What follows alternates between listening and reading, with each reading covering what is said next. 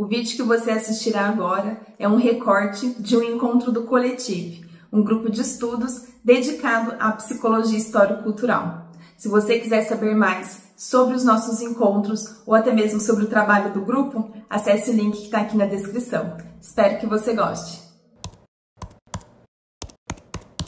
Eu vou compartilhar aqui, então, algumas sínteses do que a gente discutiu em relação ao inconsciente, depois a gente já começa sobre a patopsicologia, tá bom? Nós paramos semana passada falando sobre essa interação, a relação do inconsciente com o consciente, como que acontece essa dinâmica.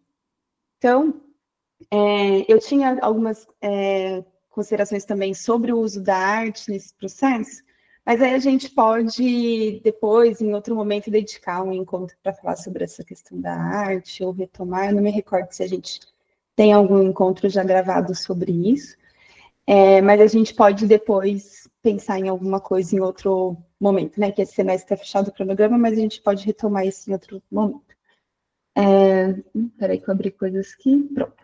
Então, eu vou seguir aqui falando do conteúdo inconsciente como uma ausência de significado. Lembra que de diversos tópicos que a gente falou semana passada, uma das possibilidades é esse conteúdo inconsciente a partir da ausência do significado.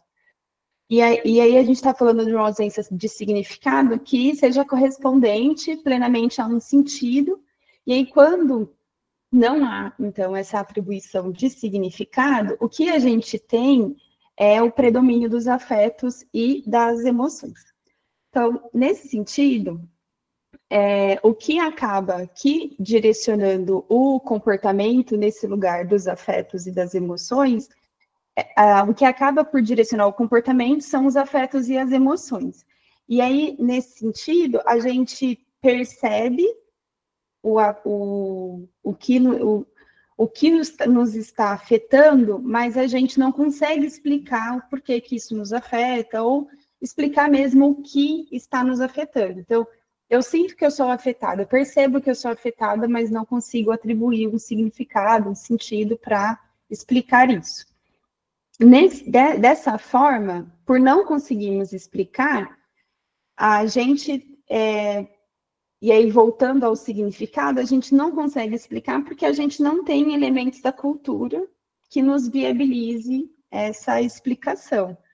Ou até mesmo por limitação de processo psíquico. Lembra que uma das questões também eram problemáticas do desenvolvimento, né? Do não desenvolvimento, ou de algumas questões de lesões, ou ainda no caso de condições de pessoas com deficiência. Então, e aí pensando especificamente aqui como exemplo, deficiência intelectual, a gente precisa lançar mão de outras estratégias para atribuir esse significado.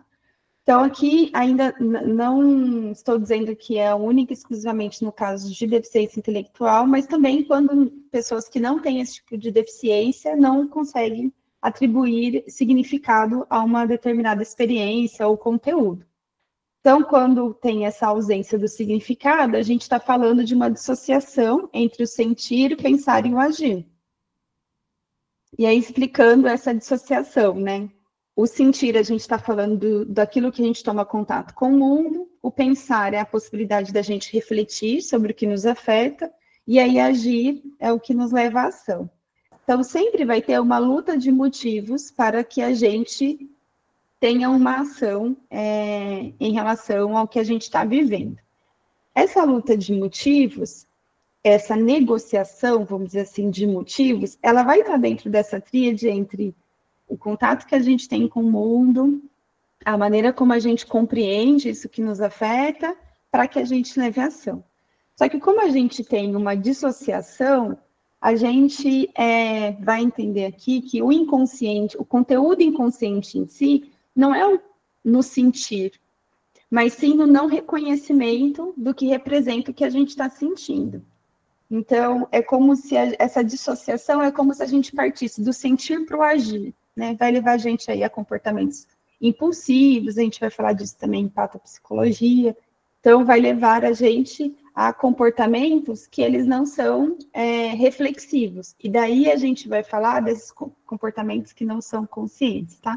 É diferente de comportamentos automatizados. Porque comportamentos automatizados, a gente consegue acessar os motivos ou como ao ter a intencionalidade de. Então, lembra de dar um nó no tênis, né, no cadarço. Então, ele é um comportamento automatizado porque eu não preciso pensar, né, no processo para fazer essa atividade. Mas, quando eu quero ensinar isso para alguém, eu consigo retomar o sentido e significados disso para poder compartilhar com essa outra pessoa.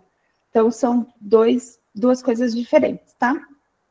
E aí, quando a gente está falando de ações que elas são impulsivas ou basicamente vinculadas aos afetos e às emoções, a gente está falando de motivos que eles ou estão nesse lugar do sem significado, ou que eles se constituem numa base alienada. Lembra que, por alienação, eu estava me referindo ali a essa possibilidade limitada de compreensão do todo, né? A gente, num espaço em que a gente tem uma perspectiva que ela fragmenta a nossa maneira de visão do mundo. Então, esse processo é que vai contribuir, não única e exclusivamente, mas é um processo pensando conteúdos inconscientes sem ausência de significado, com ausência de significado, que vai trazer aí essa cisão do sentir, pensar e agir, que vai constituir o inconsciente. Então, algumas considerações para a gente encerrar esse tópico hoje, não eternamente, do inconsciente. Toda vivência, ela mantém necessariamente alguma relação com a realidade objetiva. Então, a gente não pode considerar nada que seja totalmente inconsciente. Então, essa já é uma questão da nossa base epistemológica, que se distancia do que a gente falou lá no início, das tentativas de aproximação que alguns pesquisadores têm em relação à psicanálise e à psicologia histórico-cultural, né? A gente, por entender essa relação dialética e direta com a realidade, dialética e constante com a realidade objetiva, a gente não compreende que existe a possibilidade de ter um conteúdo completamente inconsciente. E aí, como que a gente promove o acesso de conteúdos inconscientes? É a partir do desenvolvimento do pensamento por conceito. Isso faz com que a gente retome lá esse processo de desenvolvimento, como a gente compreende o desenvolvimento, principalmente ali no momento da adolescência. Porque é na ascensão do pensamento por conceito que a gente vai sistematizar as vivências que a gente tem e que a gente vai ter a capacidade de generalizar os conceitos que a gente tinha enquanto criança e são superados num período da adolescência para a vida adulta. Então, o que a gente está dizendo aqui é, quanto mais experiência um sujeito tem, mais possibilidades de elaboração da consciência ele tem. Porque ele tem mais vivências, tem mais elaboração do pensamento por conceito. Isso é determinante? Não, não é determinante, porque a gente pode, de novo, voltar lá nas questões de alijamento do desenvolvimento por questões mais biológicas ou ainda por lesões especificamente. Mas é no avanço do desenvolvimento que a consciência ela vai se ampliando também. E aí a gente pensar a autoconsciência como não inerente à consciência. Então, não basta, estou ampliando consciência, tomando consciência, já desenvolvi autoconsciência. Não é essa relação lógica que acontece, mas sim a partir do pensamento por conceito. Aqui, o que eu quero trazer como pilar é a importância do pensamento por conceito, a atribuição de significado, importância e relação, né? Do pensamento por conceito, a atribuição de sentido e significado que a gente tem das vivências, dos objetos, das experiências que nós temos, e a consciência.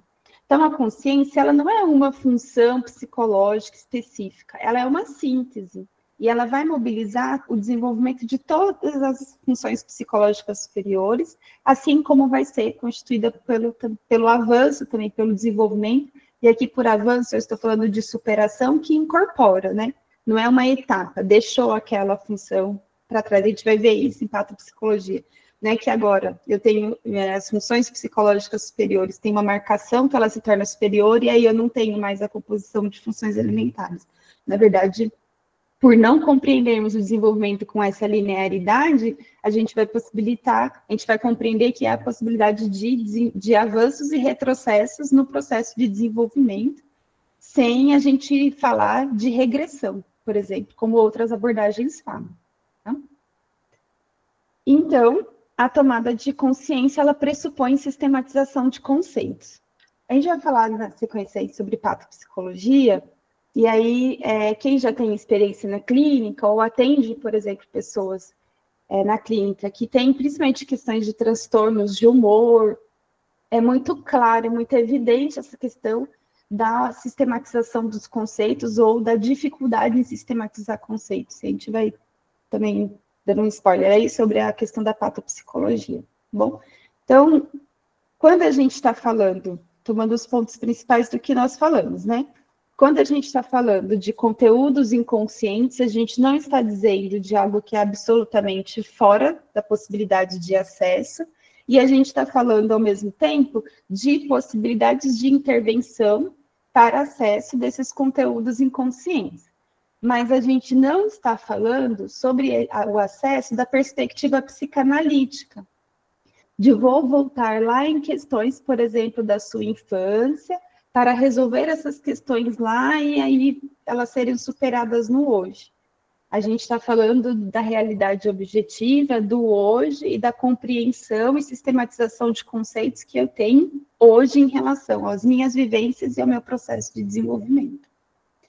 E aí, por fim, né, eu dei o exemplo lá de que a pessoa adulta ela tem mais condições de elaborar a consciência.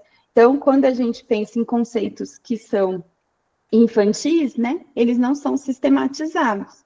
Então, logo, são conteúdos não conscientes. Sofia não tem consciência de si.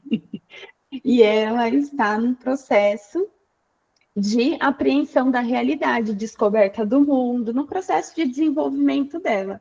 Mas, apesar dela não ter consciência de si, todas as vivências que ela tem são registradas, ela percebe, ela sente isso, né? Mas são conteúdos que são não conscientes. O vídeo que você assistirá agora é um recorte de um encontro do Coletivo, um grupo de estudos dedicado à psicologia histórico-cultural. Se você quiser saber mais sobre os nossos encontros ou até mesmo sobre o trabalho do grupo, acesse o link que está aqui na descrição. Espero que você goste.